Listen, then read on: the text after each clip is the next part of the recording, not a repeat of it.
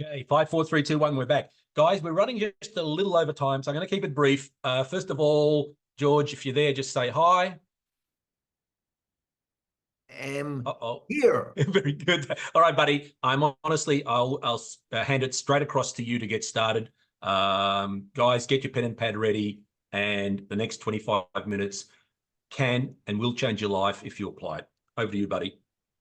Thank you, Tony. Thanks very much, Renee. What a wonderful, wonderful presentation. Nadia, if we could go, please, to our first slide. Okay, thank you. Every day I wake up, and I say literally every day I wake up and I have a dilemma. And the dilemma is it's sort of constant, and it's this. It's sort of the mystery of life. It's going to sound deep in D&M. It's not. I often think there are the people that need great nutrition and need an opportunity are often the least inclined. And every day I think, what can we do to help people achieve their full potential? How do we change people to actually become successful? And, I read a lot of books.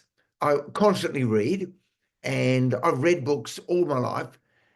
And there are thousands and thousands and thousands and thousands of books. You go to any bookshop, and the section of the bookshop that's growing the fastest is the personal development section, talking about attitude and setting goals and money success. Yet the percentage of people who actually succeed today is no different to the percentage of people who would have succeeded 100 or 150 years ago. So it's constantly a mystery to me. When I was younger, and I reflect on my own situation, I'm just going to see if some of you also sense this. I was born in Adelaide. Our parents, on reflection, they were poor, hardworking, really good people. And, at school, I tried, but I was pretty average. In sport, I tried, but I seemed to have plenty of potential, but never quite hit the nail on the head. Even in surfing, I was a pretty good surfer, but I was never quite good enough. In team sport, I was pretty good, but never quite good enough. I was pretty good at a couple of things, at art and English, and the rest of everything else, it just seemed to be really average. And to me, I did not want to be average. I'm not sure why this happened to me at a young age, but average to me would have to be probably the worst word in the English language. It was something that I just found repulsive. I did not want to be average. They talk about the average person, average statistics. I didn't want to be that one person. And again, I got involved in business, and people thought, gee whiz, George is successful, got the Mercedes-Benz, got the money, got the houses, but I never felt like a winner. I'm not sure if you guys sense this. If you do, you might want to put that in the chat. But it sort of occurred to me as life evolved, it occurred to me that there were three types of people. There were winners, there were losers, and there were almosters. And I reflect that most people aren't real winners, and most people aren't real losers. The vast majority of us are almosters. We almost get the results we want health-wise. We almost earn the money we want. We almost travel to the place. We almost end up in the relationships that are satisfying. We spend most of our time, by the way, I'm not talking about the people that have no ambition. I'm talking about the ambitious people, the people who actually want to achieve something and want to do something significant. Those of us who are on this call, I put all of those of us on this call in that category. And the vast majority, me included, we find ourselves almost getting there. And I wrote a few notes there. Out of all these books that are written, for example, on leadership, there's been 65,000 books written on leadership in the last few decades. And I suspect that the number of great leaders, percentage-wise, probably hasn't changed very much. So the next slide, please, Nadia? This is what I've sort of concluded. Again, I'm just going to share my conclusions and then see if we can arrive at some possible solutions for each of us. I know this sounds a little negative, guys. It's not. Winning has very little to do with any sort of competition with other people. I've found that a real secret in life is to not try and not try and be the best. I found that whenever you be the best, you tend to put other people in a situation where it's a win-lose situation. Now, obviously in sport, that's not the case, but in life, whenever you're always the one who wins, whenever you're the best of the group, people tend to place you in a position where they are not going to be as good as you.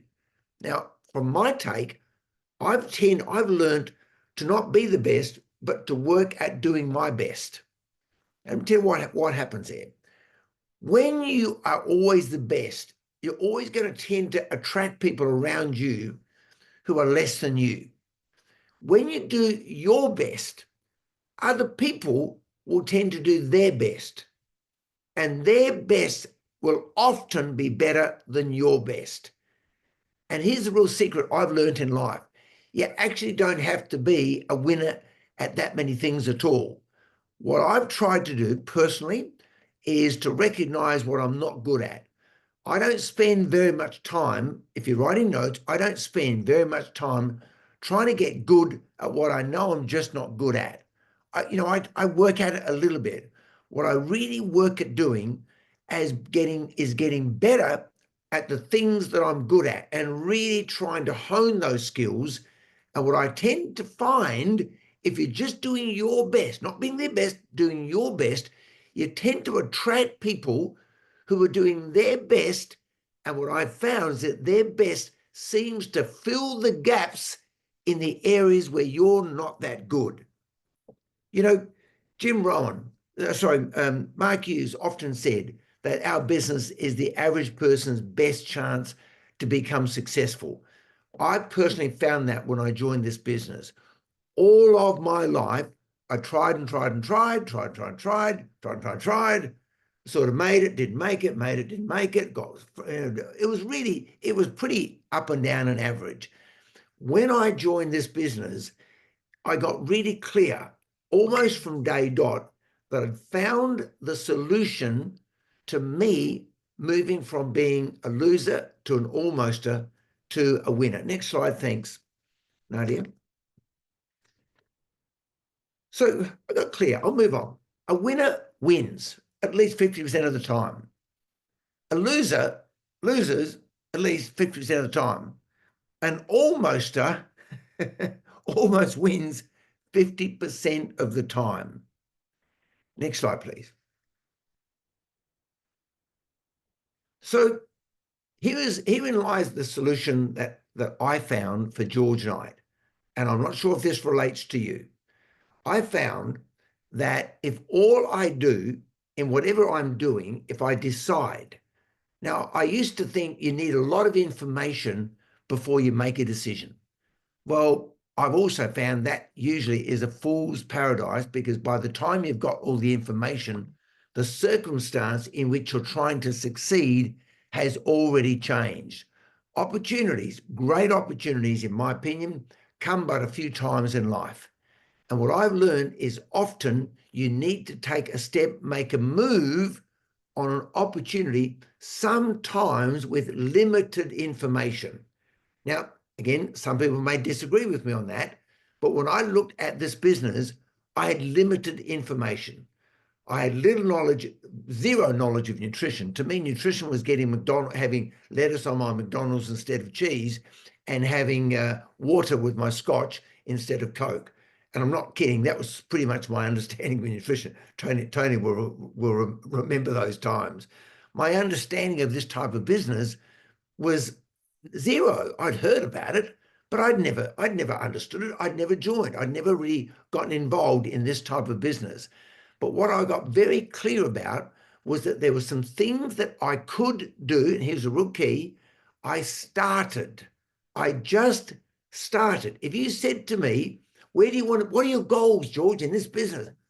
Hell, man, I had no idea. I was broke. What I saw was one person, think about this. I saw one person, nobody else, by the way, one person who was my sponsor. And I thought, man, he seems to be a winner and he seems to have what I'd like to have. And what he seemed to be, he seemed to have a sense of secure financial freedom. Now, I didn't really, there's not much else. What I saw was that he had this sense of calmness and direction about being financially secure. And what I decided, what I got clear about in the very first time was this, very, very early on, was that successful people usually become successful because they find a vehicle which is consistent with them achieving their goals and the things they really want. I've found that most people who deserve success do not in fact achieve success, not because of them, but because they choose the wrong vehicle in which to try to become successful. Again, I'm not sure if that's been your observation. So I got very clear. Decide. You start. Just start with whatever information you've got. Start and just take one little step at a time. I'm not a gym guy, as most of you know, but when I go to the gym and they say, do those, I'm not sure what they are. You've got to take big steps. And don't laugh at me, Renee. You've got to take those big steps in the gym, lunges, right? And if you haven't been doing lunges, I see these guys who are obviously not doing lunges that often, keep falling over and out of balance. And I think, well, why do you take those big lunges? You're going to keep falling over.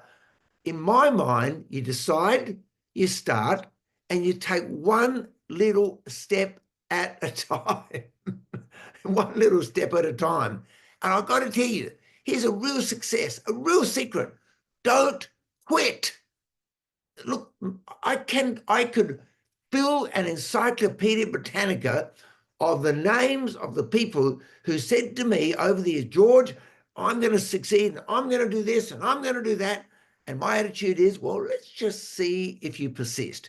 And I can tell you, at the first jolt, at the first rejection, at the first thing that goes wrong, they're back being the almost they were before. And I keep thinking, Jim Rohn said it's fascinating. It frustrates me, it frustrates you, because I know that if all they did was just keep making one step at a time, they, like me, will find somebody who can do it better than they do it. And I have to tell you, I'm total testimony to the fact that I'm blessed to have an entire organization of many, many, many hundreds of people, thousands have been in the business, but hundreds of people who are much better at doing this business than I am. But there was a key. I'm going to keep going. We often think that making mistakes means you're failing. No. Look at big challenge in our business and in life. People avoid making mistakes. Therefore, they don't have a lot of shots at success. My attitude is make as many mistakes as you can. Screw up as often as you can. Just make as many screw-ups as you can, as quick as you can, but learn each from those mistakes. Listen, you can become an incredible pianist if you were able to make one less mistake each day playing the piano. I guess I can't play piano. You can become a tremendous golfer, I guess, if you just made one less mistake every day. So my attitude is make a lot of mistakes. This is what often happens. If any of you have ever driven to Adelaide, my hometown, from Melbourne, you sort of realize that it's close to one of the most boring drives in the world. I'm going to take that drive in a couple of weeks. I'm going to drive to Adelaide, and you can drive, and you don't feel as though you're making any progress at all. And you could almost think, oh, Adelaide this place cannot be this good. I'm just going to turn around and go back to Melbourne because this drive is boring. If this town is anything like the drive, my God, I mean, I live there. And, you come over the hill, over the Eagle on the Hill, whatever that hill is, and you see this incredible vista in front of you. You could have given up 100 meters before you got that vista, done a U-turn and gone home and never seen that what I find is one of the most beautiful views of a city with the ocean in the distance and the Port Adelaide over there to the north and the hills over there to the south. An incredible view, and you could miss it just literally if you turned around 50 meters before you got to the top of that hill. I believe that most people quit on the verge of success. I also believe, and I've seen this 1,000 times, that great success follows a major catastrophe. And I think, I'm not religious, but I sort of figure that's the universe testing us to see whether we've got the mettle to deal with success by giving us just one more little disaster, one more little failure and tests us just to see if our resolve is strong enough to really then handle that success and pay it forward. So, and by the way, most people see mistakes as a brick wall. They have a mistake that's like a brick wall. They make a mistake as a brick wall. I don't see it as a brick wall. I just see them as little speed bumps. Little speed bump, little speed bump, little speed bump. And if you're not having speed bumps in life, let me tell you something. You're not moving. I don't care where you are, whatever situation you're in, no matter how much money you're making, if you're not hitting speed bumps, you are not moving. You've stopped. And by the way, a strong attitude in life, if you stop, you're going backwards. If we can go to the next slide, thanks, Nadia. How do you actually develop the winning habit? Would you go to the next one, please? Hope we've got it. Next one. Yeah. How do you develop this winning mindset? Look, our business, and I know there are some people on the call that are not involved in our business at this stage yet, but let me explain our business. If you want to become successful in this business, you become successful and you automatically become successful in all these other areas, and all these other areas help you become successful in this business. When you're helping people improve their health and you're growing personally and you're earning a royalty income, I'm going to say that, helping people, growing personally, earning royalty income, my mind, that's the foundation of our business. Several things have happened. One, you've used the products correctly, because if you use the products correctly, people will approach you. If you take the products the way I take them, consistently, regularly, obviously, wherever you go, people will ask. I went to get my suitcase just repaired this afternoon, got back from Philippines, went down. There were two ladies in the Samsonite office. Don't you guys go there. Two ladies in the Samsonite office by the name of Maria and Victoria. Both of them. I said, they said, where have you been? I said, been in the Philippines, helping people become successful and healthy. They both said, we're really interested in that. When you take the product, obviously, people ask when you're ready. I'll go back again, Maria and Victoria. I'll bet you I'll have both of them on the products, and I reckon one of them will possibly be in the business as well. I can't remember the point. Oh, yeah. When you use the products correctly, and obviously, people do notice. Socially, if you want to succeed in this business, socially, that's an area that you're going to have to work on. For me, probably the hardest area that I have to work on is this social area, because even though I appear confident in social situations, I am not. What I've learned is a few sets of words that I can use which set me comfortable and get other people talking. Spiritually, when you spend time in countries like the Philippines, when you see abject poverty, yet they still have a spiritual belief and a belief in God and a future and whatever else they believe in, and you see them changing through what we do in our business, you start to realize there's something more going on here than just building a business and making money. Mental growth. The degree to which you grow personally will determine your income and the speed by which you earn that income. I read constantly. I probably spend more money on books. Now I know I get the hard copy. I'm not doing the ebook yet. Deal. I probably spend more money on personal development books and management books and training books than anybody else. I walk down to the Victoria, anyway, the bookshop that I go to regularly, and it's almost like, hi, George, hey, listen, we've got a couple. It's almost, I've got a working relationship with these guys that run this bookshop. In the family area, some of you are going to have to do a lot of work on that to get your family supporting you, to get your family backing you, to get them to understand what you are trying to achieve on behalf of the family. And obviously, when you work through the business plan, you're going to achieve financial freedom. And all I'm saying is this wheel, the hub of the wheel, happens to be our business. If you work on one or two of those areas, the wheel starts to be bumpy. If you work in this business, automatically all of those spokes start to develop. It's about achieving literal successes. Here is the key to developing a winning mindset. Start to build your bank of successes. Your unconscious mind cannot tell the difference between a big success and a little success. Just remember that. And the little wins, and there's a little trick to doing this, is building your bank.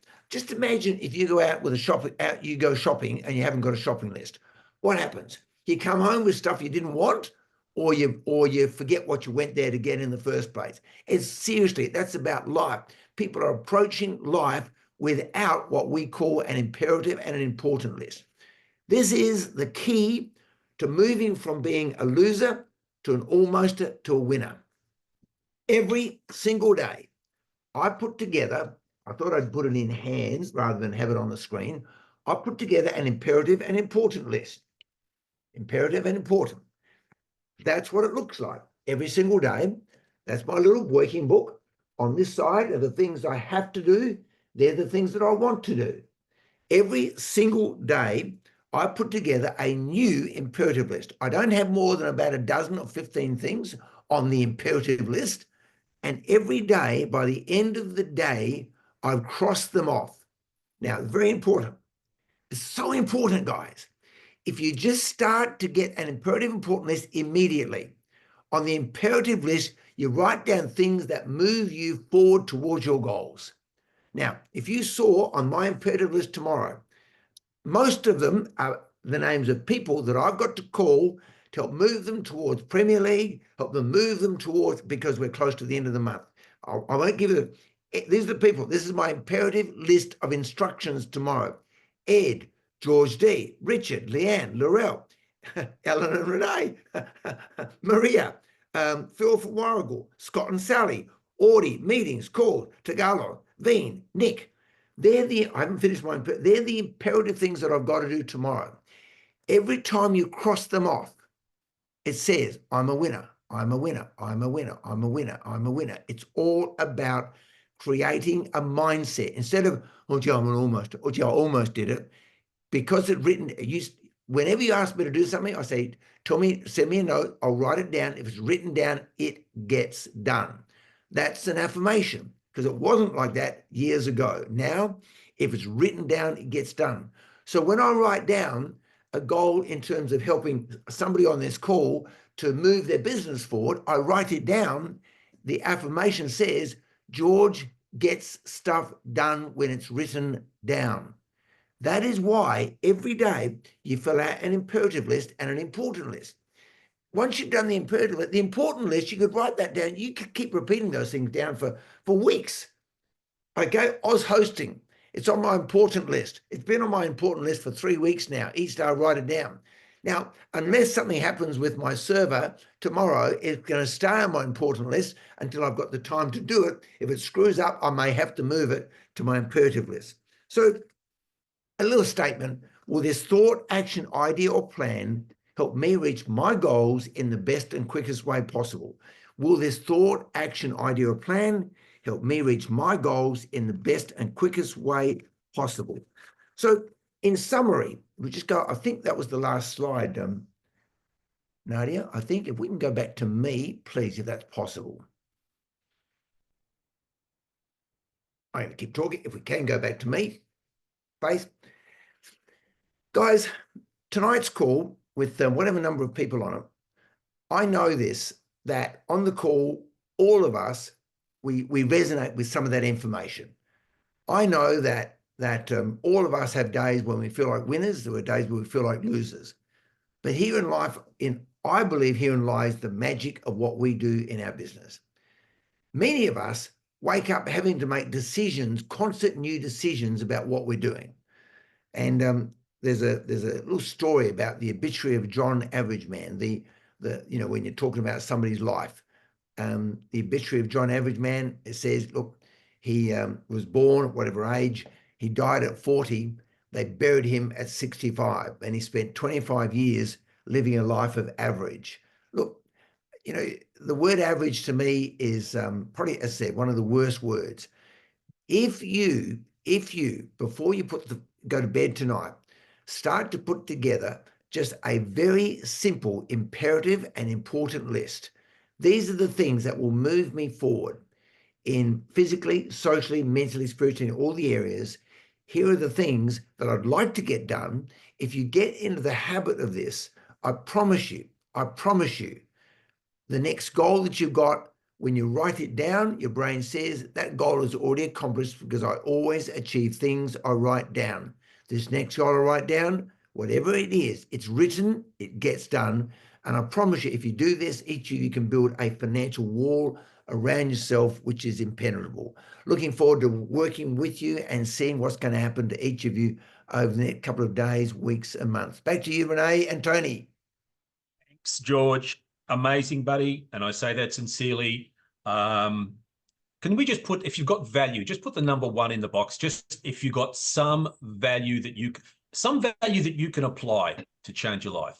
And I just want you to write this down as we close out the call. This 29th day of October, 2024, we were just delivered $1 million information. How do I know that? Because it was delivered by a guy who's made millions and millions of dollars from this information, not someone who thinks that this is how you could make it. I've got to tell you how valuable that is in this community. So just make sure that Jim Rohn used to say, don't let your learning lead to knowledge, let your learning lead to action. 2 things I just want to finish off on. If you are joining us and this is your first call, and you want to get involved, get back to the person who invited you. They'll talk about getting registered, have a plan. The second thing I would do is lock in your imperative list Thursday night. Write that down. Thursday night, next call, which will be a showcase and a product training.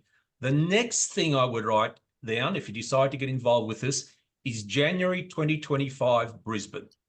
Affirmation, write that down. You may not even know what that means right now. Don't worry, Brisbane Vegas is a cool town and it's going to happen in Brisbane. But if you take on board the plan George has given you, you make Brisbane your destination, what we call our spectacular. I've got to tell you, 2025, and I believe this in my heart of hearts, will be different to any other year in your life. And we know it because we see the momentum building. So with that, again, thank you to Renee being co-host with me tonight. Thank you to everyone who shared. George, thank you. Good to see you back safe and sound, mate, in the land of lattes, and you don't even drink coffee. But anyway, guys, make sure you're on the Thursday night call. Tomorrow we have a supervisor school. And let me say, end of month for us is on the Thursday. So whatever the next thing is for you, make sure you affirm, I want to step into that next thing, whether that's Success Builder, Supervisor, World Team, Premier League. Just write it down tonight as you leave this call. Thanks, everyone. Catch you Thursday and take care. Thanks, Tony. Bye.